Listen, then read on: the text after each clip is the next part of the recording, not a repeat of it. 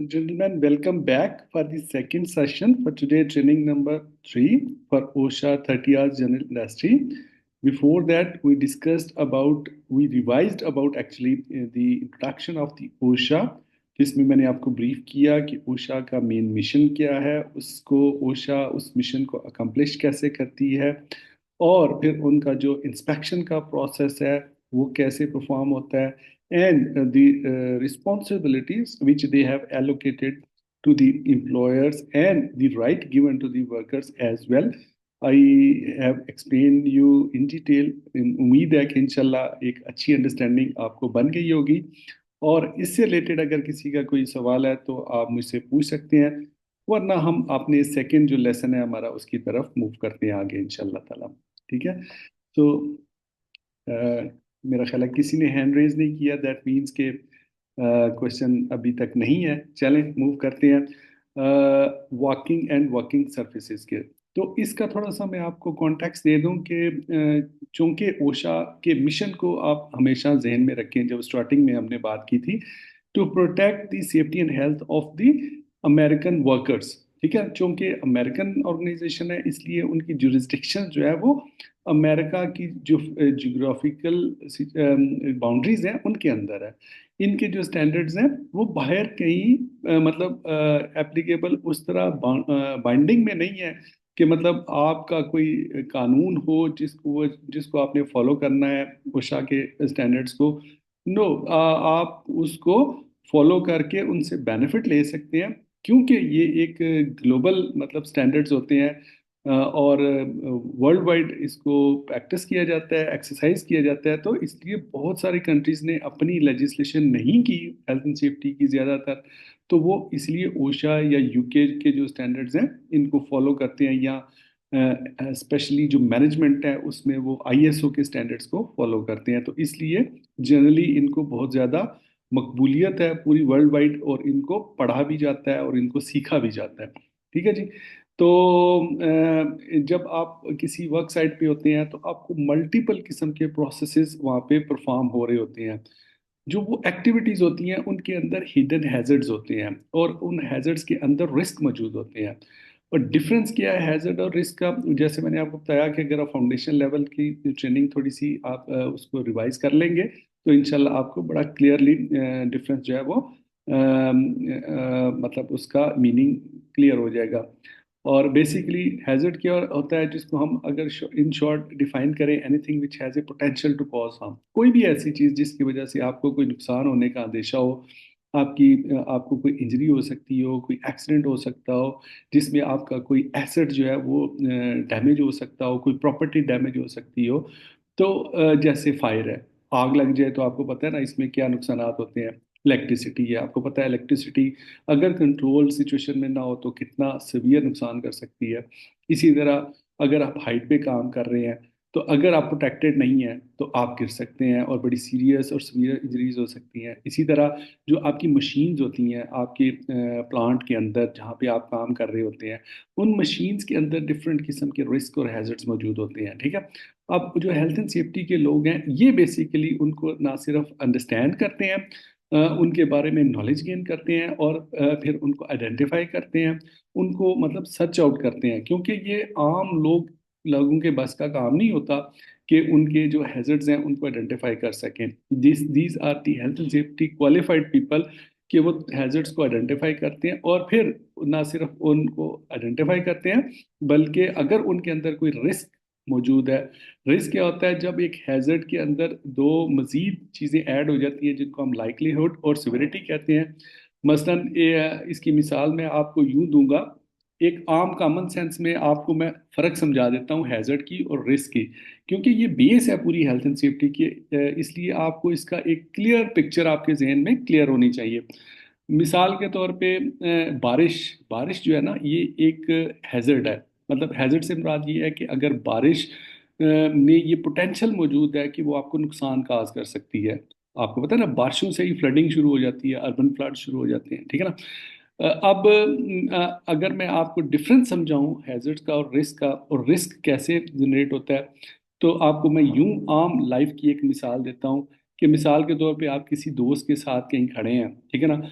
और धूप निकली हुई है, ठीक है, तो आप उस दोस्त से पूछते हैं कि यार मुझे ये बताओ कि अभी बारिश का इम्कान कितना है, जबकि आपको लग रहा है कि ऊपर धूप निकली हुई है, सूरज आपके सर पे है, बादल हैं कोई नहीं, तो वो कहेगा यार बिल्कुल ना होने के बराबर है ही नहीं चांस, बिल्कुल, इसको कहते हैं लाइकलीहुड। अब अगर फर्ज करें हल्के हल्के बादल आ गए आसमान के ऊपर, ठीक है ना, ज्यादा गहरे बादल नहीं है, हल्के बादल है, अब उस दोस्त से पूछते हैं कि अब बताओ कि बारिश का इम्कान क्या है, यानी लाइकलीहुड ऑफ रेन क्या है, ठीक है, वो कहेगा यार अब कोई चांस है, मतलब अब लाइकलीहुड बढ़ गई है, मीडियम लेवल पे चली गई है, ठीक है ना। अब अगर बहुत काले बादल आ जाते हैं, ठीक है ना, थंडर स्टॉर्म्स तो रोज शुरू हो जाती है, अब जब आप उससे पूछते हैं हाँ यार जेंटलमैन ये बताओ कि अब बारिश का क्या इम्कान है, तो वो कहेगा यार अभी तो बारिश बस अभी हुई हुई, क्योंकि बादल गरज बरस रहे हैं, तो अभी तो बारिश लाजमी होगी, ठीक है ना। तो उसमें जो लाइकलीहुड है ना आपकी, यानी आपका लाइकलीहुड आप एक्सट्रीम पोजीशन पे चली गई है आपकी, ठीक है ना। तो ये फर्क होता है, ये एक हैजर्ड को जब रिस्क में कन्वर्ट होता है तो उसके लिए पहले आपको लाइकलीहुड चाहिए होती है, यानी उसके उस हैजर्डियस इवेंट के होने का इम्कान कितना है, और साथ उसकी एक और चीज़ आपको चाहिए होती है सिविरिटी।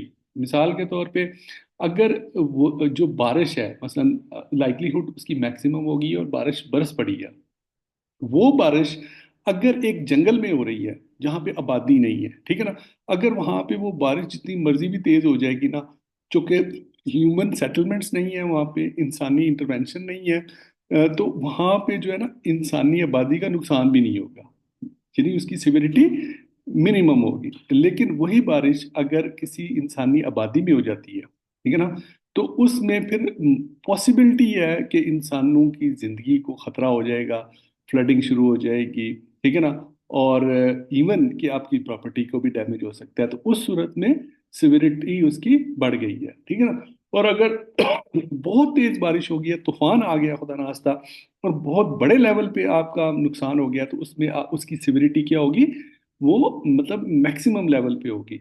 तो जब हम लाइकलीहुड को मल्टीप्लाई करते हैं सिविरिटी के साथ, तो फिर हमें ओवरऑल रिस्क का पता चलता है कि इस रिस्क का लेवल क्या है। मसलन अगर आपकी लाइकलीहुड भी हाई लेवल पे है और सिविरिटी भी हाई लेवल पे है, तो हाई लेवल को हाई लेवल से जब आप मल्टीप्लाई करेंगे तो आपका रिस्क लेवल भी हाई लेवल का होगा, ठीक है ना। मतलब इसी तरह मतलब है कि आपने जो रिस्क असेसमेंट्स वगैरह जो करते हैं या की होंगी, उनको अंदाजा होगा कि वो रिस्क असेसमेंट के मैट्रिक्स यूज होते हैं। तो यहाँ पे बेसिकली मैंने आपको थोड़ा फर्क समझाना था इसका, और उसके लिए आप वो उस फाउंडेशन लेवल का जो कोर्स है उसकी अंदर भी आप इनरोल करके अपने आप को नॉलेज गेन कर सकते हैं। तो अब हम बात कर लेते हैं कि ये जो हैजर्ड्स होते हैं ये किस किस्म के होते हैं हमारी वर्क साइट्स के ऊपर, और ये कैसे हमें नुकसान करते हैं, और एज ए एम्प्लॉयर और एज ए वर्कर हमारी क्या रिस्पॉन्सिबिलिटीज होती हैं कि जो हम इनसे बच सकें। तो सबसे पहले ओशा ने बात की है वॉकिंग एंड वर्किंग सर्फेसिस की। तो वॉकिंग एंड वर्किंग सरफेस को ओशा कैसे डिफाइन करती है, ओशा कहती है कि any surface on which an employee walks or works to perform their job duties. जहां पे भी आप किसी इंडस्ट्री में काम कर रहे हैं, किसी ऑफिस में काम कर रहे हैं, किसी वर्क साइट पे काम कर रहे हैं, तो आपने मूव तो करना है, मतलब आपने एक डिपार्टमेंट से दूसरे डिपार्टमेंट में जाना है, एक ऑफिस से दूसरे ऑफिस से में जाना है, एक प्लांट से दूसरे प्लांट में जाना है, या आप मतलब है कि डिफरेंट किस्म के एरियाज होते हैं आपकी वर्क साइट के अंदर, तो मूवमेंट तो आपने करनी है, तमाम वर्कर्स ने करनी है, ठीक है ना। अब वो जो ग्राउंड की सरफेस होती है आपकी, चाहे वो ग्राउंड लेवल पे हो चाहे वो हाइट लेवल पे हो, सरफेस उसको वॉकिंग एंड वर्किंग सरफेस ही कहते हैं। जैसे मतलब अगर आपने गाड़ी ट्रांसपोर्ट करनी है तो आप सर्विस की सरफेस के ऊपर ही मूव करेंगे ना। लेकिन अगर वही सरफेस स्लिपरी हो जाए, मतलब उसके ऊपर कोई लिक्विड स्पिल हो जाए, तो वो क्या हो गई आपके लिए, स्लिप का हैजर्ड काज कर देगी वो सरफेस। वही सरफेस जो कि आम रूटीन में आपके लिए कोई खतरा पैदा नहीं कर रही, लेकिन अगर उसके ऊपर मतलब कोई लिक्विड या कोई लुब्रिकेंट या कोई ऑयल गिर जाए, अगर वो स्लिपरी हो जाए, तो उस सूरत में अगर आप वहां से गाड़ी गुजारेंगे, तो या खुद आप पैदल भी चल के गुजरने की कोशिश करेंगे, तो there is a chance, there is a likelihood that you can slip, ठीक है ना।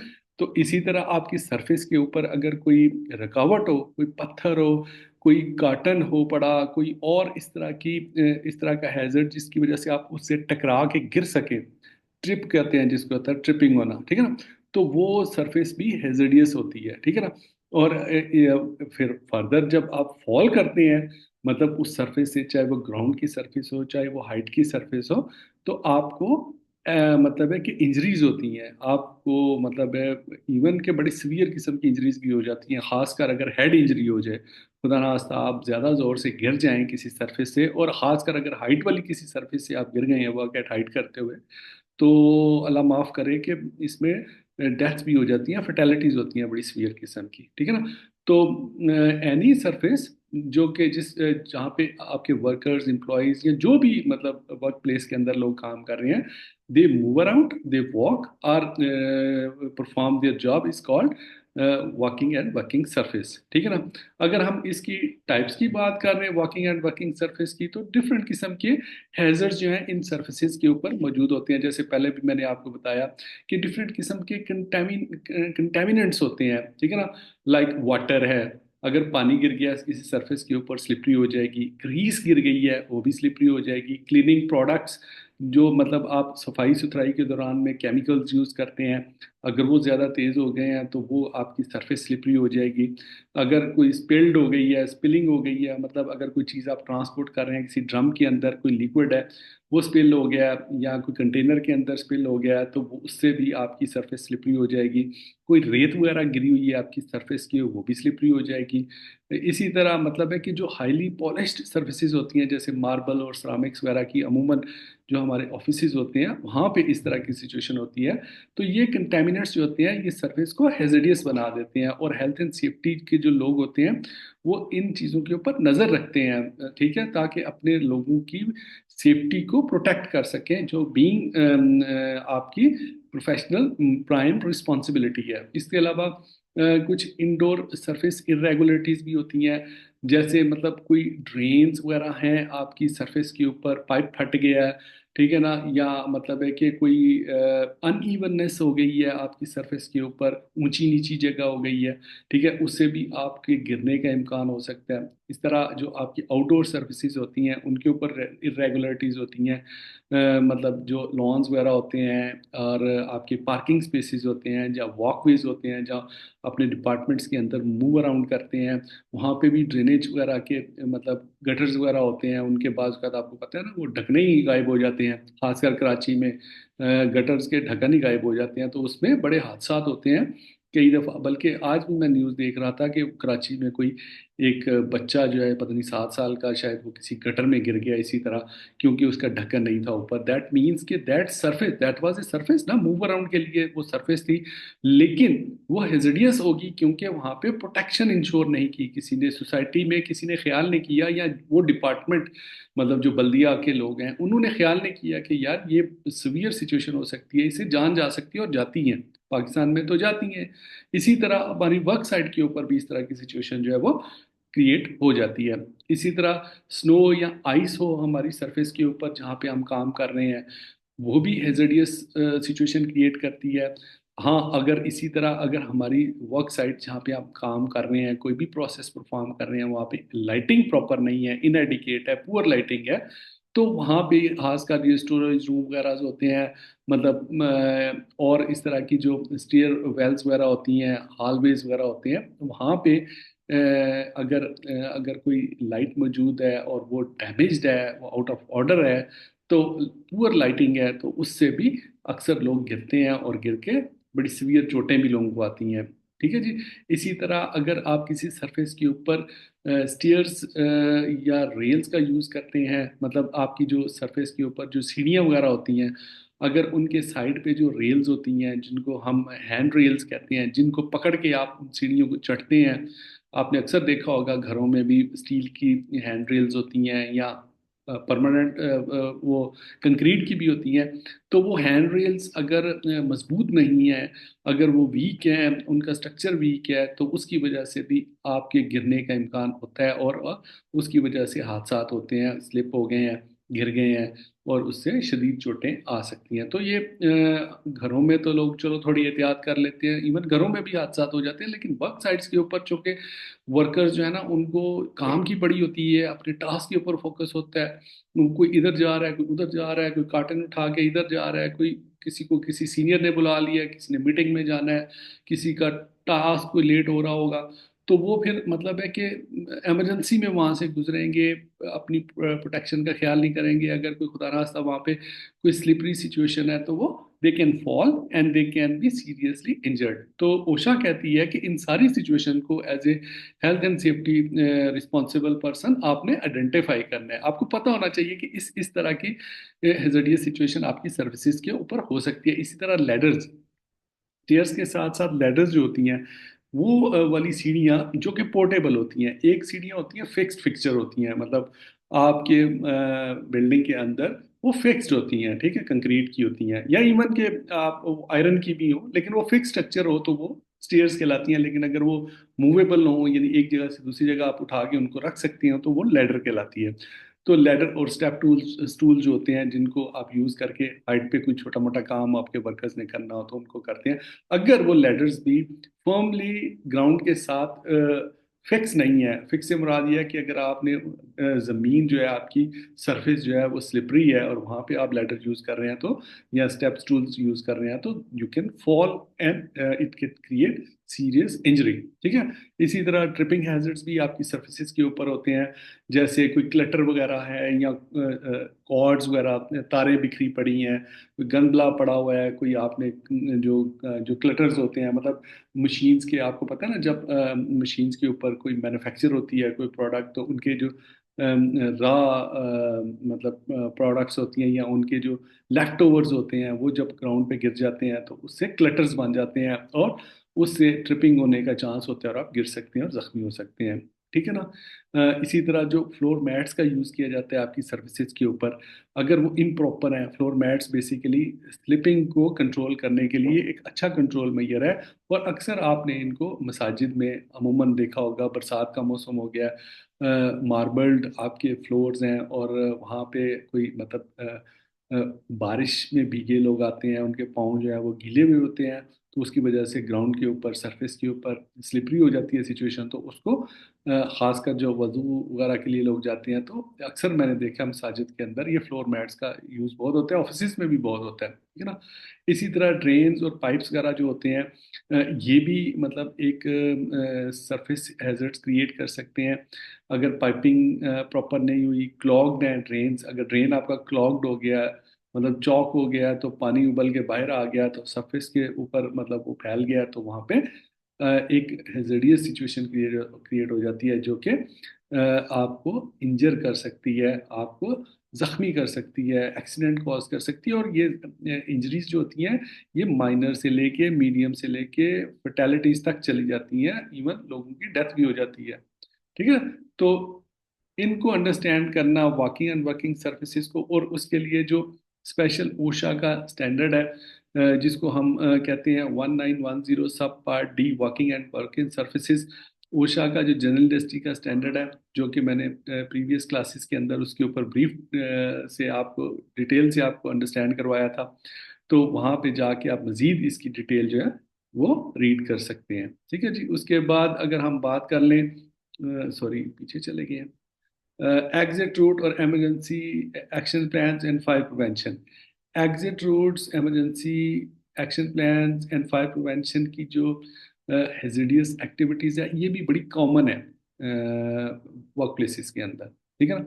वो ओशा मतलब प्रैक्टिकलिटी को बहुत ज़्यादा फोकस करती है, वो वाले मतलब एक एक टॉपिक्स उठाती है जिन जो अमूमी तौर पे जिनमें एक्सीडेंट्स ज़्यादा हुए हुए होते हैं। मतलब उनके यहाँ तो आपको पता है ना, अमेरिका के अंदर, इवन यूरोप के अंदर, यूके के अंदर रिपोर्टिंग का बाकायदा मैकेनिज्म मौजूद होता है। वहाँ पे अगर छोटा सा भी इंसिडेंट होता है तो उसकी प्रॉपर रिपोर्टिंग होती है, और उसकी डेटाबेस बनती है, और उस डेटाबेस को फिर वो एनालिसिस करते हैं, और उसकी बेसिस पे वो अपने नए डिसीजन लेते हैं, ताकि अब आने वाले वक्त के लिए वो उसको इम्प्रूव कर सकें अपनी सिचुएशन को, ठीक है ना।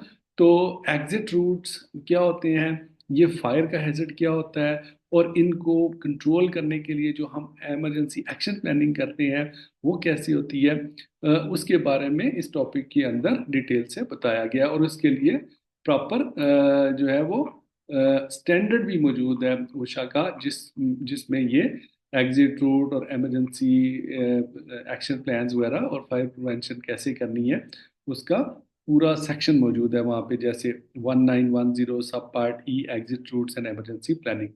जब आप कोई भी इमरजेंसी, बहुत इंपॉर्टेंट पार्ट है ये आपके लिए जो आपके हेल्थ एंड सेफ्टी के प्रोफेशनल्स हैं, कि आपको इमरजेंसी प्लानिंग करनी आनी चाहिए, ठीक है ना। तो अगर आपने इमरजेंसी प्लानिंग सीखनी है तो उसके लिए आप ये जो ओशा का स्टैंडर्ड है, इसको आप डिटेल से स्टडी करें, और बाकी जो इसके ओशा के स्टैंडर्ड्स के मतलब ओशा का जो इमरजेंसी प्लान है उसके कंटेंट्स में आपको पहले भी ब्रीफली बता चुका हूँ, आज भी हम उनको डिस्कस कर लेते हैं, ठीक है ना। तो अगर हम ओशा के पॉइंट ऑफ व्यू से एग्जिट रूट को डिफाइन करें, तो वो ओशा कहती है कि these are basically continuous unobstructed paths from a point in a building to a point of safety, ठीक है ना। आप बिल्डिंग के अपनी वर्क साइट के किसी भी पॉइंट पे खड़े हैं, चाहे वो आप मशरिक में है, मगरिब में है, दरमियान में है, राइट पे है, लेफ्ट पे है, जहाँ पे भी हैं वहाँ से लेके पॉइंट ऑफ सेफ्टी वो असेंबली एरिया होता है जहाँ पे अगर आपकी बिल्डिंग में किसी किस्म की कोई फायर इमरजेंसी हो जाए और आग लग जाए वहाँ पे, तो आप वहाँ से सेफली मूव करके किसी सेफ एरिया तक चले जाएं, उसको कहते हैं एग्जिट पाथ या एग्जिट रूट, ठीक है ना। तो ओशा कहती है कि आपका वो जो एग्जिट रूट है, मतलब आपके पॉइंट जहाँ पे आप खड़े हैं या आप कोई बैठे हैं काम कर रहे हैं, वहां से लेके पॉइंट ऑफ असेंबली तक या पॉइंट ऑफ सेफ्टी तक आपका जो पूरा रूट है, that should be properly protected, ठीक है ना। उसमें डोर्स होने चाहिए आपकी, मतलब है कि वर्क साइट के अंदर, जिनको हम एग्जिट डोर कहते हैं। इस बेसिकली जो एग्जिट पाथ होता है या एग्जिट रूट होता है, इसके तीन बेसिकली जो है ना वो पार्ट होते हैं, मतलब तीन इसके सेक्शंस होते हैं। एक तो एग्जिट एक्सेस है, मतलब आप जिस जगह पे खड़े हैं वहां से आपने उस डोर तक जाना है, जिस डोर से आपने निकल के बाहर पॉइंट ऑफ सेफ्टी तक जाना है, जिसको हम एग्जिट डिस्चार्ज कहते हैं। इसमें एक एग्जिट एक्सेस होती है, the portion of the route that leads to the exit.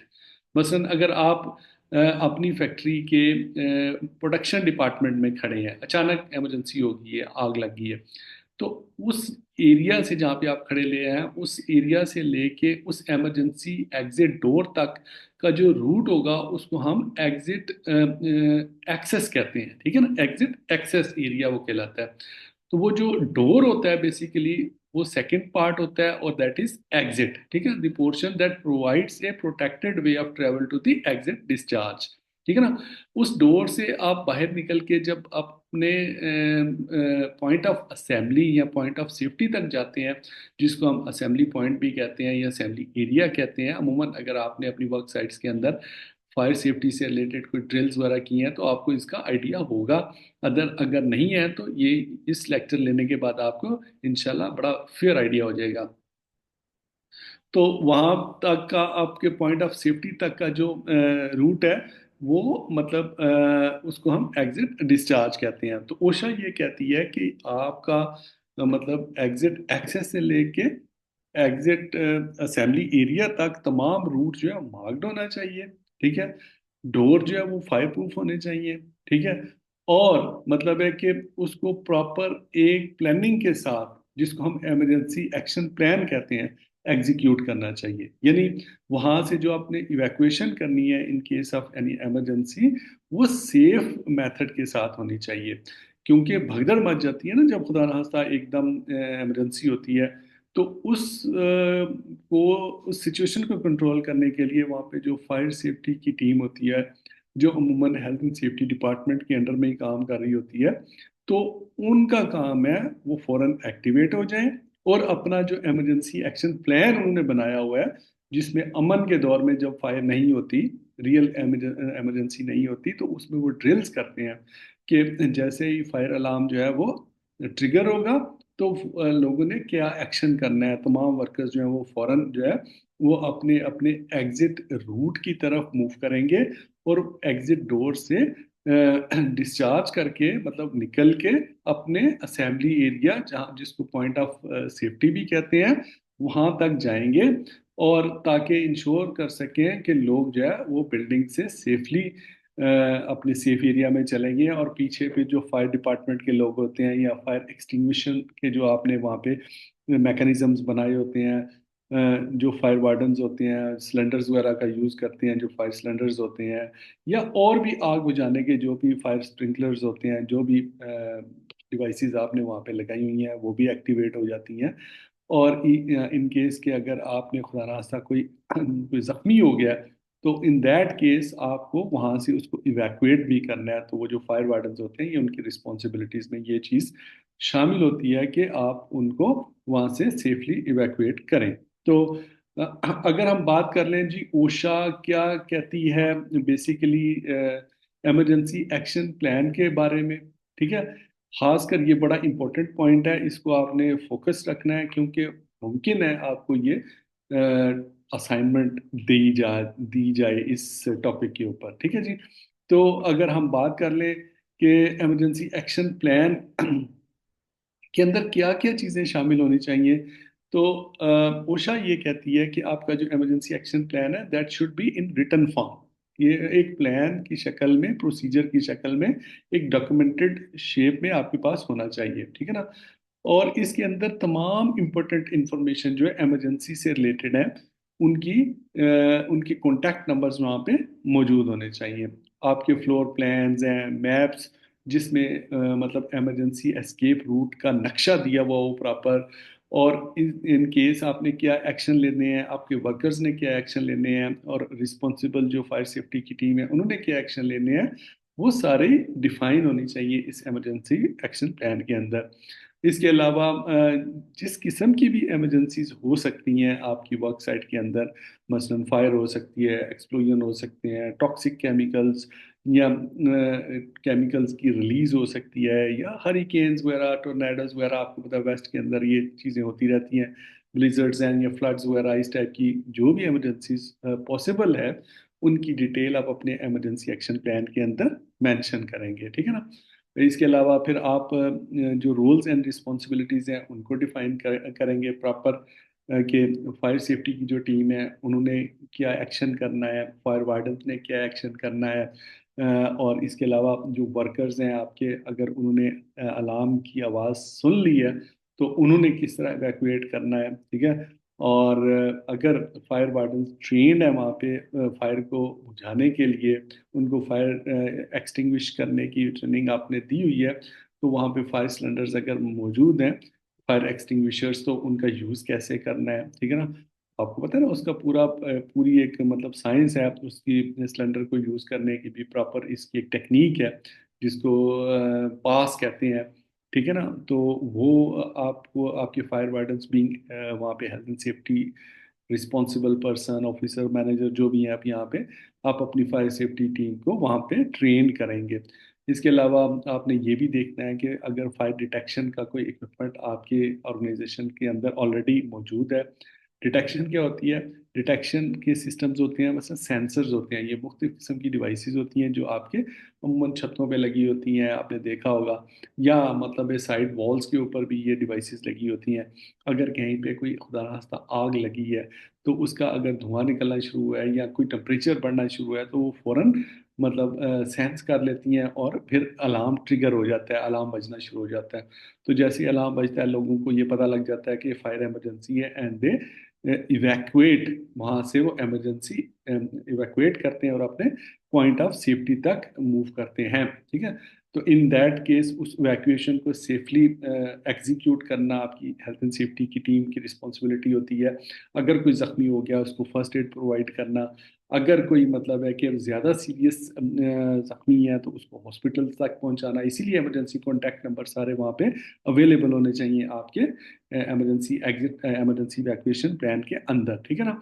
तो इस तरह आप इंश्योर करते हैं कि फायर की अगर इमरजेंसी खुदा ना खास्ता आपकी ऑर्गेनाइजेशन के अंदर मौजूद है, या इस किस्म की रिस्की सिचुएशन, और ये देखें, फायर एक ऐसी कॉमन हैजर्डियस सिचुएशन है ये, कि तकरीबन तमाम ही मतलब वर्क साइट्स के ऊपर इसका कुछ ना कुछ रिस्क मौजूद होता है। कहीं पे थोड़ा ज़्यादा होता है, कहीं पे बहुत कम होता है, कहीं पे मीडियम लेवल का होता है। लेकिन फायर का जो है ना, ऐसी ही जगह पे फायर नहीं होगी जैसे कोई ओपन जंगल है। इवन वहां पे भी आपको देखा है, लॉस एंजल्स अमेरिकन सिटी जो है वो पूरा फायर के नरगे में है, और कितना वहां पे मतलब इतना बड़ा अमेरिकन, इतना ताकतवर मुल्क होने के बावजूद बेबस हो गया वहां पे पूरी मतलब है कि मशीनरी लगाने के बावजूद भी लाखों लोग वहाँ पे इफेक्ट हो गए हैं। तो फायर की इमरजेंसी बड़ी डेंजरस इमरजेंसी होती है, और इसके लिए हेल्थ एंड सेफ्टी के जो लोग होते हैं, जो रिसोर्स होते हैं, ये अपनी पूरी एफर्ट करते हैं कि इस इमरजेंसी को ना सिर्फ प्रिवेंट करें, मतलब फायर अगर मिसाल के तौर पे कहीं पे, ओशा तो यही कहती है ना कि अगर फायर हुई है हल्की सी भी, तो उसको फौरन वहां पे कंट्रोल कर लिया जाए, ठीक है ना। लेकिन अगर फायर ज्यादा भी हो गई है, तब भी उसकी प्रिवेंशन के लिए आपके पास प्लान मौजूद है ना। अगर कैटास्ट्रोफिक सिचुएशन भी होगी है, तब भी आपके पास उसको कैटर ऑन करने का प्लान, जो हेल्थ सेफ्टी की टीम है, उनको प्रॉपरली एग्जीक्यूट करना चाहिए। मतलब वो अगर प्लान, अगर आपका एक कॉम्प्रिहेंसिव और इफेक्टिव प्लान है, तो और उसकी जब फायर नहीं होती तो उसमें आप अमन के दौर जिसको कहते हैं, कि उसमें अगर आप उसकी प्रॉपर ड्रिल्स करते रहते हैं, एक्सरसाइज करते रहते हैं, तो फिर वो आपके वर्कर्स भी उसमें इन्वॉल्व हो जाते हैं, आपके लोग जो हैं, और वो उसको अपने लिए एक नेमत समझते हैं कि यार ये तो बड़ी ब्लेसिंग है कि अगर खुदा ना खास्ता कोई इमरजेंसी हो गई है। क्योंकि इमरजेंसी का तो पता नहीं होता ना, खासकर ऐसी ऑर्गेनाइजेशन जहाँ पे बड़ी रिस्की एक्टिविटीज हो रही होती हैं। उनमें तो ऑयल एंड गैस के सेक्टर्स हैं, कंस्ट्रक्शन सेक्टर्स हैं, पावर सेक्टर्स हैं, आप देखें मैन्युफैक्चरिंग बड़ी बड़ी ऑर्गेनाइजेशंस हैं, उनके अंदर बेशुमार इस तरह की एक्टिविटीज होती हैं जहाँ पे फायर अकर होने का बहुत ज़्यादा इम्कान होता है। तो उसकी सेफ्टी के लिए आपको जो है इंश्योर करना चाहिए कि ये आपका इमरजेंसी एक्शन प्लान जो है वो एक कॉम्प्रिहेंसिव प्लान हो, ताकि आप इससे इंश्योर कर सकें अपनी सेफ्टी और अपने वर्कर्स की सेफ्टी। इसी तरह अगर हम इलेक्ट्रिकल हैजर्ड्स की बात कर लें, इसको हम डिटेल से डिस्कस कर चुके हैं। इसके लिए भी ओशा का स्पेसिफिक स्टैंडर्ड के अंदर पार्ट मौजूद है डिटेल से। डिफरेंट किस्म के इलेक्ट्रिकल हैजर्ड्स होते हैं। Electricity basically flow of currents होती है, फ्लो ऑफ इलेक्ट्रॉन्स होती है, ठीक है। और ये एनर्जी का एक सोर्स है, इससे एनर्जी मिलती है आपको। और एनर्जी क्या करती है कि आपके लिए मैकेनिकल जो है मोशन क्रिएट करती है, उससे आप मुख्तलिफ किस्म की पॉजिटिव एक्टिविटीज़ करते हैं, कोई प्रोडक्ट तैयार करते हैं, अपनी मशीन्स को चलाते हैं, जो मशीन्स आपको कोई ना कोई नई चीज़ प्रोडक्ट तैयार करके देती हैं, ठीक है ना। तो एनर्जी जो है, ये अगर आप इसको एक कंट्रोल मैनर में यूज़ करें, तो ये आपके लिए फ़ायदेमंद है, जैसे कि हम लोग यूज़ करते हैं। लेकिन अगर आप इसको अनप्रोटेक्टेड कर दें, अगर इनके अंदर रिस्की सिचुएशन को आप काउंटर ना करें, तो क्या होगा, फिर बड़ी सीवियर किस्म की जडियस सिचुएशन क्रिएट हो जाएगी और सीवियर किस्म की इंजरीज हो जाएंगी। मसलन जो इलेक्ट्रिकल जो आपके इश्यूज होते हैं, उनसे जो इंजरीज होती हैं, बर्न्स होते हैं, बहुत ज़्यादा इलेक्ट्रोकॉशंस होती हैं, शॉक्स होते हैं जिसको इलेक्ट्रिकल शॉक कहते हैं, आर्क फ्लैश होता है, ब्लास्ट हो जाता है, फायर एक्सप्लोजन्स एट्सेट्रा। इस टाइप की एक्टिविटीज़ जो है वो due to the electrical radius situation जो है वो क्रिएट हो जाती हैं। तो इसके लिए फिर कंट्रोल मेजर्स किए जाते हैं। इलेक्ट्रिकल सेफ्टी के लिए भी ओशा स्पेसिफिकली इसके ऊपर फोकस करती है, जिसमें आप लॉकआउट टैग आउट का एक प्रोसीजर यूज़ किया जाता है। उसको हम डिटेल से हमारे टॉपिक के अंदर है, वो इंशाल्लाह एज ए इंडिपेंडेंट टॉपिक हम इसको डिस्कस करेंगे। ये लोटो क्या चीज़ है, और इसका बड़ा वास्ता पड़ेगा आप लोगों को अपनी ऑर्गेनाइजेशन के अंदर, जो कि specific health and safety, even health safety के अलावा भी अगर वो टेक्निकल फील्ड में भी हैं, तो वहाँ पे भी उनको मेंटेनेंस के खासकर जो लोग होते हैं, उनको तो लाजमी इसका पता होता है और पता होना चाहिए, ठीक है ना। और हेल्थ एंड सेफ्टी के लोग तो प्रॉपर ये प्रोसीजर परफॉर्म करते हैं, डेवलप करते हैं, इंश्योर करते हैं, इम्प्लीमेंटेशन करते हैं। तो लोटो को हम इंशाल्लाह डिटेल से डिस्कस करेंगे, ठीक है ना। और इसके अलावा और जो प्रोटेक्टिव मेजर्स हैं, ओशा कहती है कि मतलब आप जो हमेशा किसी भी कंडक्टर को हमेशा लाइव समझें। ये ओशा की स्ट्रिक्ट स्टैंडर्ड्स के अंदर मौजूद है कि आप इसके साथ प्ले अराउंड ना करें, ठीक है ना। कोई भी वायर है, उसको आप ये ना समझें कि उसके अंदर करंट नहीं है, अगर नहीं भी गुजरी तब भी आप उसको लाइव कंसिडर करें, ठीक है। हमेशा हमेशा गलती तभी होती है जब इंसान डाउट में पड़ता है। तो आप उसके लिए बेहतरीन तरीका ये है कि जब तक आपको 100% कंफर्म ना हो जाए कि इसका तमाम जो पावर का सोर्स है वो इससे कट ऑफ हो चुका है, तब तक आप उसको लाइव ही कंसिडर करें, ठीक है। इंसुलेशन का यूज़ करें, ठीक है। अपने वर्कर्स को ट्रेनिंग दें, इलेक्ट्रिसिटी को कैसे मतलब है कि सेफली वर्क करना है वहाँ पे जहाँ पे इलेक्ट्रिकल हैजर्ड्स हैं। डिफरेंट किस्म के जो हाई टेंशन वायर्स होती हैं उनके अंदर डिफरेंट किस्म की सिचुएशंस होती हैं। अच्छा, मेरा ख्याल है मैसेज आया, अस्सलाम वालेकुम आई न्यू ज्वाइनिंग टुडे। जी एहसन अब्बास, हम आप लोगों का वेट कर रहे थे। चलें जी, thank you very much Ehsan Abbas, आप ज्वाइन कर लिए हैं। अब वैस सिद्दीकी भी ज्वाइन कर चुके हैं, आप दोनों को वेलकम है। मैं एक्चुअली फ्लो में था तो मैं देख नहीं सका आप के उसमें लिस्ट में, वरना मैं आपको वेलकम करता। बट ये है कि आपको वेलकम है। आप अपना माइक ओपन करके अपने बारे में थोड़ा सा बता सकते हैं। और मैं आपको थोड़ा सा ब्रीफ भी कर दूंगा। आप चूंकि आज थर्ड सेशन के अंदर इन हुए हैं, हालांकि मैंने आज थोड़ा ब्रीफली उसको एक्सप्लेन भी किया है, प्रीवियस रिवाइज भी किया है, उसी के सिलसिले की कड़ी है जो अभी तक हम चला रहे हैं। लेकिन इसकी रिकॉर्डिंग भी आपको एलएमएस के अंदर मिल जाएगी। एक हमारा लर्निंग मैनेजमेंट सिस्टम है, वो आपको इंशाल्लाह उसका लिंक मैं सेंड करूंगा। उसके अंदर आपके व्हाट्सएप ग्रुप के अंदर, वहाँ से आप उसको ज्वाइन कर लीजिएगा। और फिर वहाँ पे आप जो है वो मतलब ये सारी रिकॉर्डिंग आप रिव्यू कर सकते हैं, ठीक है। तो डोंट वरी, मैं इंशाल्लाह आपको स्पेशल जो है ना वो थोड़ी ब्रीफिंग रिवाइज भी कर दूंगा। तो आप कोशिश करें ना, थोड़ा सा माइक ओपन करें। जी एहसन अब्बासी, आपका माइक ओपन है, आप बोलेंगे, कुछ बताएंगे अपने बारे में। अस्सलाम वालेकुम। वाल अस्सलाम वालेकुम।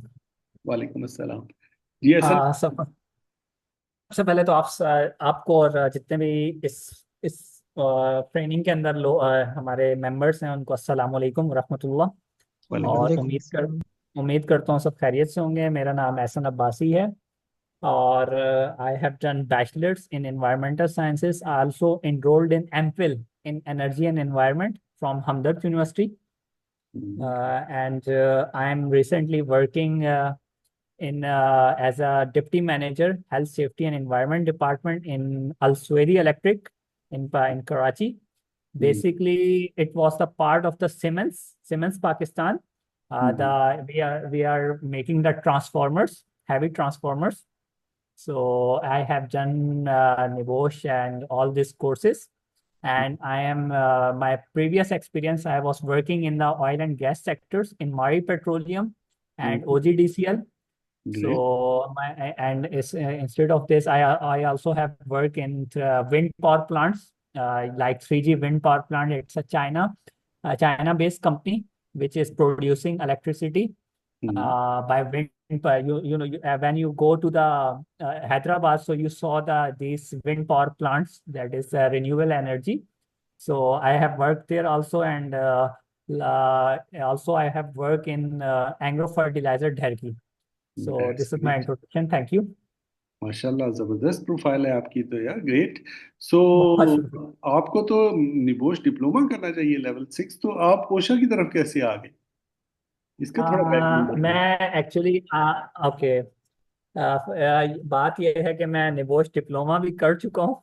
अच्छा। तो जी जी, लेवल आई 6 आप कर आई चुके हैव, हैं? जी जी, लेवल 6 मेरा हो गया अल्हम्दुलिल्लाह। दैट्स और ग्रेट। ओशा मैं इसलिए करना चाह रहा था कि बेसिकली मैंने आज तक जहाँ वर्क किया है, ज़्यादा मेरा एक्सपीरियंस जो है ऑयल एंड गैस का है, और पावर, और उसके बाद पावर सेक्टर्स का है। पावर सेक्टर्स में आपका ये जो हमारी बेसिकली ट्रांसफॉर्मेशन इंडस्ट्री है, ट्रांसफार्मर इंडस्ट्री है इसके अंदर, और एग्रो फर्टिलाइजर, ये बेसिकली पावर सेक्टर्स के अंदर आती हैं। लेकिन बट मैंने कंस्ट्रक्शन फील्ड का कभी काम, मेरा एक्सपीरियंस नहीं है, मुझे थोड़ा आइडिया है, लेकिन बट मैंने कंस्ट्रक्शन फील्ड में, तो मैंने सोचा कि ओशा का कोर्स करूं जो कि कंस्ट्रक्शन का है, जिसके अंदर मुझे सर्टिफिकेट लेना चाहिए। तो मैं एक्चुअली चाह रहा था कि थोड़ा सा कंस्ट्रक्शन साइट से रिलेटेड मैं इसमें आऊँ, क्योंकि मैं हर फील्ड का एक्सपीरियंस लेना चाहता हूँ। तो मैंने डिफरेंट, लाइक आप टेक्सटाइल के अंदर भी मैंने काम किया है, ये आपका लकी है, लकी टेक्सटाइल यूनिट 4। तो इसके अंदर पूरा मैंने एक डेढ़ साल मैंने इसमें काम किया है। फिर मैंने आर्टिस्टिक डेनम मिल्स है उसके अंदर काम किया था। तो डिफरेंट, लाइक मेरा पावर सेक्टर हो गया, मेरा एनर्जी सेक्टर हो गया, टेक्सटाइल सेक्टर हो गया, और लॉजिस्टिक सेक्टर हो गया। Now I want to work as in the construction sector. So उसके लिए मुझे लगा कि I have to start from the OSHA, as a construction, जहाँ पे मुझे थोड़ा सा आइडिया हो। मैं मतलब है बेस मुझे सारी पता है, लेकिन मैं चाह रहा था कि मैं इसको थोड़ा सा देखूं। अच्छा, गुड। लेकिन जिनमैन ये तो हम मतलब ओशा जनरल इंडस्ट्री जो है उसको इसमें स्टडी करेंगे। ओशा का कंस्ट्रक्शन इंडस्ट्री का भी कोर्स मौजूद है, ट्रेनिंग मौजूद है उनकी। तो why not you have chosen for that specific construction industry course? आपको आइडिया नहीं था, या मतलब आपको मतलब है कि पता था कि ये जनरल इंडस्ट्री नहीं, एक्चुअली स्पेसिफिक फॉर मुझे जनरल ये इंडस्ट्री? बताया गया था कि इसके मुझे ये बताया गया था कि इसके अंदर कंस्ट्रक्शन भी आप लोग वो करेंगे, मतलब कवर करेंगे। मतलब ये जितना मुझे इस चीज़ का वो था, लेकिन आप लोग अगर इसके अंदर ये जर्नल आप लोग कर रहे हैं, अगर कंस्ट्रक्शन का नहीं है, तो आप मुझे थोड़ा सा इस पे भी आइडिया दे दें। नहीं, पता क्या, इसमें बेसिकली जनरल इंडस्ट्री में कंस्ट्रक्शन भी इंक्लूडेड है।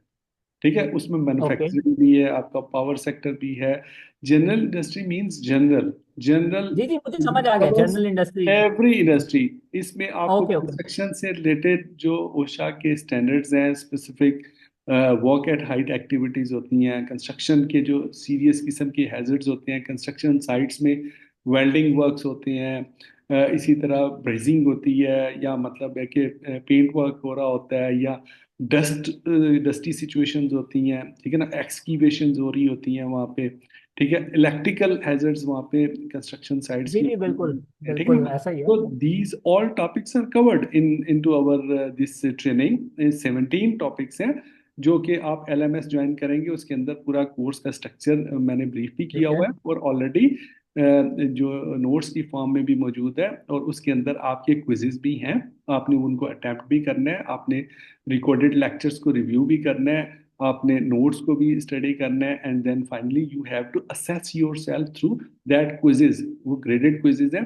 तो इसमें कंस्ट्रक्शन की इंडस्ट्री भी कवर होती है, बट मैं ये आपको बताना चाह रहा था कि अगर आप स्पेसिफिक टारगेट करना चाह रहे थे कंस्ट्रक्शन इंडस्ट्री को, कि तो फिर आपको वो भी लेटर ऑन ले लें, उसकी सर्टिफिकेशन अगर आपको करनी हुई बाद में, आप स्पेसिफिक अगर उसको करना चाहें तो आप कर सकते हैं। बट जनरल इंडस्ट्री मींस कि इसमें आपकी ऑयल एंड गैस के जनरल रिस्क एंड हैजर्ड भी कवर होते हैं, उसके कंस्ट्रक्शन के भी होते हैं, मैन्युफैक्चरिंग के भी होते हैं, चाहे वो पावर सेक्टर है उसके भी, मतलब जनरल मीन जनरल। अब देखें, जी जी, आपका जो निबोश है, लेवल 3 है या लेवल 6 है, उसको जनरल सर्टिफिकेट कहा जाता है। हेल्थ एंड सही है। सेफ्टी जनरल, जनरल तो मतलब हर सेफ्टी प्रोफेशनल्स को सबसे पहले करना चाहिए जनरल। अच्छा। मतलब आप ए, मैं आपको एग्जांपल देता हूँ, जैसे मिसाल के तौर पे आपने एमबीबीएस किया ना, अगर आप डॉक्टर बन गए हैं, ठीक है ना। अब उसके बाद अगर आप स्पेशलाइज करना चाहते हैं किसी स्पेसिफिक फील्ड में, तो आगे हेल्थ एंड सेफ्टी की फर्दर बहुत सारी ब्रांचेज हैं जो इंडिपेंडेंट फील्ड्स हैं। मिसाल के तौर पर जी सिविल बिल्कुल। इंजीनियरिंग है, मिसाल के तौर पे कंस्ट्रक्शन इंडस्ट्री इटसेल्फ, मतलब है कि एक बहुत बड़ी फील्ड है, हेल्थ एंड सेफ्टी की ही ब्रांच है वो। इसी तरह ऑयल एंड गैस है, ठीक है ना। इसी तरह आपकी जो फायर सेफ्टी है, फायर सेफ्टी जनरल इंडस्ट्री में तो ये सारे टॉपिक्स कवर होते हैं। बट अगर आप स्पेशलाइज्ड करना चाहते हैं तो फिर आपको स्पेसिफिक उस इंडस्ट्री से रिलेटेड जो क्वालिफिकेशंस हैं उनको आ, अचीव करना आ, चाहिए। मेरा एक क्वेश्चन है इस पे, श्योर। कि ये तो, एक ओशा 30 जर्नल इंडस्ट्री है और एक आप लोग ओशा 30 कंस्ट्रक्शन से रिलेटेड कर रहे हैं, यस। राइट? या यस। ये दोनों? नहीं नहीं, ये अलग अलग है। तो ये जनरल इंडस्ट्री अलग ओके है, तो construction specific construction okay, industry के लिए। तो आप मुझे बता सकते हैं जर्नल कंस्ट्रक्शन का कब से स्टार्ट है आपका कोर्स? यार वो आप time to time schedule check कर सकते हैं। एक्चुअली वो तो प्लानिंग वो करते हैं सेफ्टी काउंसिल वाले, उनकी जो मतलब मार्केटिंग टीम होती है। अभी जो क्वार्टरली मेरे पास स्केड्यूल आया हुआ है उसमें तो ये प्रोग्राम कंस्ट्रक्शन से रिलेटेड इस क्वार्टर में नहीं है, जनवरी फेब और मार्च का जो प्लान है नेक्स्ट क्वार्टर में मे भी ओके पॉसिबल है। बट ये है कि मैं आपको ओके।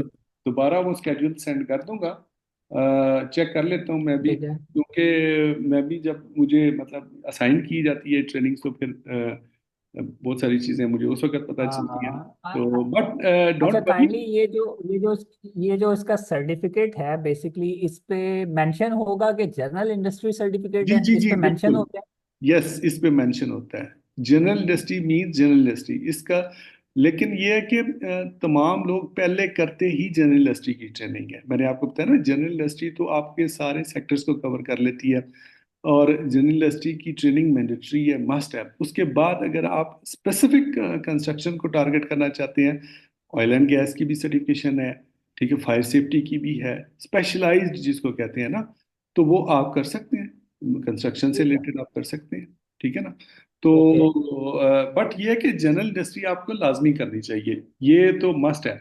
और इसकी ओशा की जनरल इंडस्ट्री बड़ी अच्छी ट्रेनिंग है, बड़ी आउटस्टैंडिंग इनका कंटेंट है, और बड़ी इफेक्टिव ट्रेनिंग्स हैं ये। और अमूमी तौर पे कंस्ट्रक्शन के जो मोर और लेस हैजर्ड्स होते हैं इसमें कवर हो जाते हैं आपकी जनरल इंडस्ट्री के अंदर, ठीक है। ओके। तो अब देखें ना, इसके इलेक्ट्रिकल जो हैजर्ड्स होते हैं, इन इन जी जी, इनका भी रोल है आपकी कंस्ट्रक्शन साइट्स के ऊपर, बिल्कुल है, राइट बिल्कुल है, है। उसका भी रोल है। जो वॉकिंग वर्किंग सर्फेसिस को हमने डिस्कस किया है बिफोर दैट, आपके आने से पहले जो प्रीवियस हमारा सेशन था, वॉकिंग एंड वर्किंग सरफेस, ये भी आप ओके। जो मतलब है कंस्ट्रक्शन साइट्स के ऊपर, इसके अंदर तो बड़ी हैजर्डियस सिचुएशंस होती हैं। मतलब जी अगर जी। साइट के ऊपर आप काम कर रहे हैं, अगर वो सरफेस जिस पे आपने मूव अराउंड करना है, उसके अंदर कोई स्लिप ट्रिप या फॉल का हैजर्ड्स मौजूद है, तो उसके क्या कॉन्सिक्वेंसेस होते हैं, और उससे स्पेसिफिक रिलेटेड जो ओशा के स्टैंडर्ड्स हैं वो कौन से हैं, वो उसके ऊपर हम डिटेल से डिस्कस कर चुके हैं। मेरी आपसे रिक्वेस्ट है कि आप काइंडली एलएमएस को जरूर ज्वाइन करें और इसकी बिल्कुल रिकॉर्डिंग बिल्कुल। रिव्यू करें आप। उससे पहले भी जो हम क्लासेस कर चुके हैं उनके अंदर भी काफ़ी इंफॉर्मेशन और नॉलेज मौजूद हाँ, है, और आज की क्लासेस के कित- अंदर भी, ठीक है। कितनी तो क्लासेस हो चुकी हैं? दो क्लासेस हो चुकी हैं, आज हमारी तीसरी क्लास चल रही है। और ये कितने दिन तक है, और ये कितने दिन का प्रोग्राम है? ओशा की जो स्पेसिफिक ओशा की ट्रेनिंग है, ये तकरीबन 6 to 8 डेज चलती है, मिनिमम 6 डेज, और मैक्सिमम 8 डेज पे भी जा सकती है, ठीक है। बाकी जो फिर फर्दर कोर्सेज हैं, जैसे कोश है, कोश में भी कंस्ट्रक्शन इंडस्ट्री का पोर्शन कवर होता है, ठीक है ना। आपने पूरे पैकेज में इनरोल किया है या सिर्फ एक ओशा के कोर्स में इनरोल किया नहीं, मैंने अभी सिर्फ ओशा का किया था। मैंने कहा पहले कंस्ट्रक्शन का मैं कर लेता हूँ। अच्छा चलो, आप ये कह रहे हैं जनरल इंडस्ट्री नो इशू, इसको मैं कवर कर लेता हूँ। और ये टाइमिंग क्या है क्लासेस की, थोड़ा सा अगर आप मुझे नाइन इसका टू बारे में बता दें। Nine nine eight 9 PM daily हमारी 9 PM पे क्लास होती है, ठीक है। और ये हमारी कितने तीन बजे तक? सेशन होते हैं, 40-40 मिनट्स के 3 सेशन होते हैं, 40 मिनट के बाद 5 to 7 मिनट्स की ब्रेक होती है, और उसके बाद फिर हम अपने 3 सेशन एक एक ट्रेनिंग के अंदर कंप्लीट करते हैं, यानी एक दिन में। क्योंकि आप लोग सारे ओके। प्रोफेशनल्स हैं, दिन दिन में मतलब जॉब्स पे होते हैं, तो इसलिए डेज में ज़रा नहीं, हमारा ये ट्रेडिशन शुरू से ही है, 2018 ऑनवर्ड्स, तो मैं हंड्रेड्स ऑफ ट्रेनिंग करवा चुका हूँ। सो दिस इज़ ठीक द है। टाइम जिसको हम फॉलो करते हैं, ताकि लर्नर्स हमारे अवेलेबल हों, और इस वक्त थोड़ा सुकून भी होता है, शोर शराबा नहीं होता, आराम से बंदा बैठ के सीख सकता है कोई नहीं नहीं। चीज़, ठीक है ना। सर इससे पहले नहीं हो सकती क्लास? यार नहीं, पहले मुमकिन नहीं है मेरे लिए ना, मेरी और भी बहुत सारी एक्टिविटीज होती हैं। ये स्केड्यूल असल में जब ये स्केड्यूल बनता है ना सेफ्टी काउंसिल वाले, तो वो हमसे हमारी जो है ना मतलब अवेलेबल टाइमिंग पूछते हैं, तो वो फिर जो हम उनको टाइमिंग देते हैं वो उसको एडजस्ट कर देते हैं अपने उस ट्रेनिंग के साथ। तो एंड व्हाट इज द इसलिए पेपर, पेपर का क्या है? पेपर्स का क्या ये है कि एलएमएस के अंदर आपके क्विजेज हैं, ठीक है ना। क्विजेज की आपकी वैल्यूएशन होगी, 100 मार्क्स के क्विजेज होंगे, जिसमें 17 टॉपिक्स इसमें हमने कवर करने हैं। हर टॉपिक के 5 मार्क्स का एक क्विज है, जो कि आप अपने टाइम में कर सकते हैं, ठीक है। उसमें मैं दोबारा बता देता हूँ, पहले भी बता चुका हूँ, कि आपने क्विज को जब भी अटेम्प्ट करना है बड़ी केयर करनी है, क्योंकि उसकी टेक्निक थोड़ी डिफरेंट है आम नॉर्मल क्विज से। जब आप उसको अटेम्प्ट करते हैं तो आपने मैक्सिमम 2 ट्राइज के अंदर उसको कंप्लीट करना है। अगर आप पहली अटैम्प्ट में 5 के 5 आंसर करेक्ट देते हैं तो आपको पूरे 5 पॉइंट्स मिलेंगे, यानी 5 मार्क्स मिलेंगे। लेकिन अगर आप सेकंड अटेम्प्ट करते हैं, इवन आप 5 के 5 आंसर भी सही वहाँ पे मतलब चेक बॉक्स करते हैं, तो आपको फुल मार्क्स नहीं मिलेंगे, 3 मार्क्स मिलेंगे, ठीक है ना। तो इसलिए अगर आप थर्ड अटेम्प्ट में जाते हैं तो आपके मार्क्स 2 हो जाएंगे, तो अगर आप फोर्थ अटेम्प्ट में जाते हैं तो आपके मार्क्स 0 हो जाएंगे। तो इसलिए वो आपकी काउंट होंगे आपके फाइनल असेसमेंट में, ठीक है ना। तो ये मतलब ओशा की रिक्वायरमेंट्स हैं जो हमने फुलफिल करनी है, तो थोड़ा सा तो आप ये इसको स्टडी हंड्रेड करें। हंड्रेड मार्क्स का क्विज होगा? जी, 100 मार्क्स का 100 क्विज है?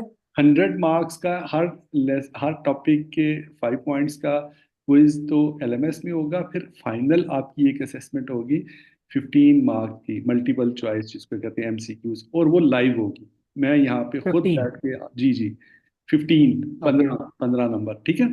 तो ओके इसकी असेसमेंट फाइनल होगी। इसके अलावा एक 100 मार्क्स की आपकी प्रैक्टिकल एक्टिविटी भी होगी, ठीक है।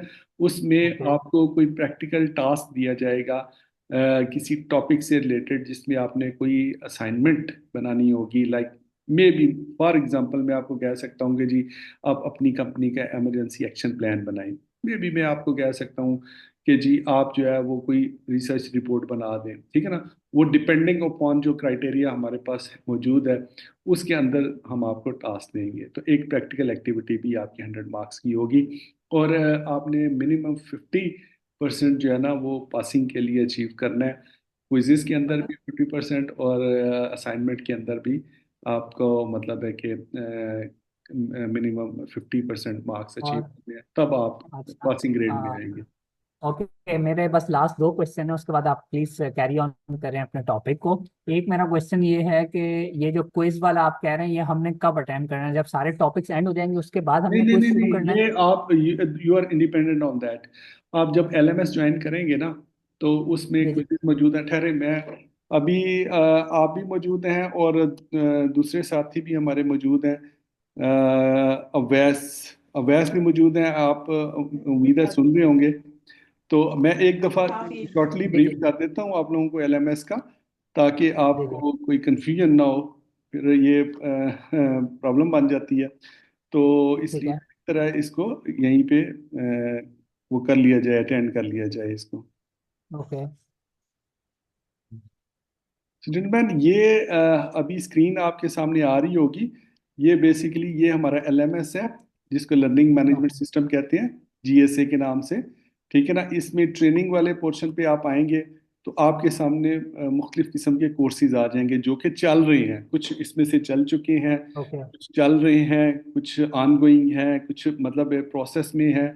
So this is a complete LMS. आप व्यू ऑल पे करेंगे तो आपको सारे कोर्सेज की डिटेल, इसमें कुछ फ्री वाले कोर्सेज हैं जो आप जनरल अंडरस्टैंडिंग के लिए, अपनी अवेयरनेस के लिए फ्री में ज्वाइन कर सकते हैं। उसके लिए कोई किसी ओके किस्म की वो प्रॉब्लम नहीं है।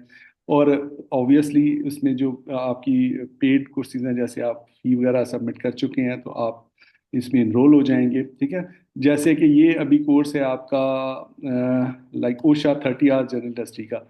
ये इसका मैं लिंक भी आपको ग्रुप में भेज दूंगा, ठीक है ना। आप इसको क्लिक करेंगे इस कोर्स को, तो इसके एलएमएस में एंटर हो जाएंगे। आप ये देखिए पूरा कोर्स का स्ट्रक्चर। अभी देखिए 6 लोग इसमें इन हो चुके हैं ऑलरेडी। जो आपसे पहले 4 लोग थे वो इनरोल हो चुके हैं, ठीक है ना। तो ठीक आप लोग भी हो जाएंगे तो आपको इसकी एक्सेस कंप्लीट आपको मिल जाएगी। अब इसमें कंप्लीट स्ट्रक्चर मौजूद है, कोर्स के कंटेंट्स मौजूद हैं, मॉड्यूल्स, उनके लेसन, रिकॉर्डेड लेसन मौजूद हैं, नोट्स मौजूद हैं, और ये क्विजेज हैं, ठीक है ना। 5 पॉइंट्स क्विज है। इसको जब आप क्लिक करेंगे तो इस तरह क्विज आपके सामने आ जाएगा, ठीक है जी। आप इसको इस ओके तरह अटेम्प्ट करेंगे क्विज को, ठीक है। अगेन ये नीचे जो +5 XP का आ रहा है ना येलो कलर का, जब आप इसको अटेम्प्ट करेंगे तो आपकी अपनी प्रोफाइल के ऊपर डिस्प्ले हो रहा होगा कि कितने मार्क्स आपने अचीव किए हैं। इमीडिएटली आपको पता लग रहा ओके होगा, ठीक है ना साथ। तो आपने कोई लेसन लेना है, उसको क्लिक करें। उसमें रिकॉर्डेड लेसन्स भी मौजूद हैं जो प्रीवियस क्लासेस के हमारे हैं। नोट्स देखने हैं तो नोट्स का भी यहाँ पे पूरा मटेरियल मौजूद है। तो मतलब ये this is on your own time, ठीक है ना। आपको कोई किसी किस्म की रिस्ट्रिक्शन नहीं है कि आपने स्पेसिफिक टाइम पे इसको लॉग इन करना है। अच्छा, ये हमने ये क्लिक करके 5 XP भी क्लिक करना है? नहीं नहीं, 5 XP के ऊपर नहीं क्लिक करेंगे। वो बेसिकली 5 XP आपको शो कर रहा होगा कि आपके मार्क्स कितने अचीव किए हैं आपने। ओके, मैक्सिमम अगर तो करेंगे तो अगर आपको 5 XP का वहां पे नजर आएगा कि आपने पूरे मार्क्स अचीव कर लिए। अगर आपने थ्री ओके, मार्क्स अचीव किए हैं तो 3 XP आ रहा होगा। XP मीन्स पॉइंट्स, ठीक है ना। तो ये हर लेसन को लेके, जैसे लेसन 1 है तो उसका क्विज होगा, लेसन 2 यस है उसका अलग क्विज यस, है। 17 ओके लेसन्स हैं टोटल इसके अंदर। मैं ओके आपको कोर्स ओके कंटेंट भी दिखा देता हूँ। ओके लाइक ये कोर्स ओपनिंग है ना, कोर्स ओपनिंग के अंदर कोर्स ओवरव्यू भी मौजूद है, ठीक है। इसके अलावा लर्निंग के अंदर आप आएंगे, ये कोर्स कंटेंट्स हैं। ये देखें, ये कंप्लीट ओशा का जो कोर्स कंटेंट है ये मौजूद है। अगर इस तरह का आपके पास लर्निंग एरिया आएगा तो आप उसको enlarge कर सकते हैं, यहाँ से प्लस करते हैं। तो ये जूम आउट हो जाएगा, आपको बड़ा नजर आएगा। ये एरो बने हुए हैं, यहाँ से आप नेक्स्ट पेज पे चले जाएंगे, यहाँ पे पूरा कंटेंट मौजूद है जो कुछ आपने इस कोर्स के अंदर स्टडी करना है, ठीक है ना। इंट्रोडक्शन है, वॉकिंग वर्किंग सर्विसेज है, एग्जिट रूट्स हैं, electrical hazards, personal protective equipment, hazard communication etcetera.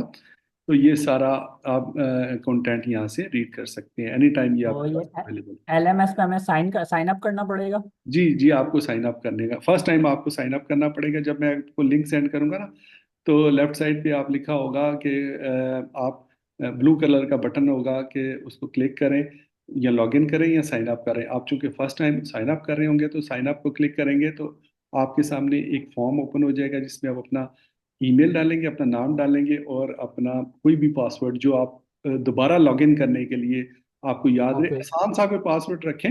वैसे पासवर्ड रीसेट भी हो जाता है जैसे बाकी प्लेटफॉर्म्स के ऊपर होता है, यहाँ पे भी अवेलेबल है ये फैसिलिटी। अगर आप कभी भूल भी गए हैं तो आप रीसेट भी कर सकते हैं पासवर्ड।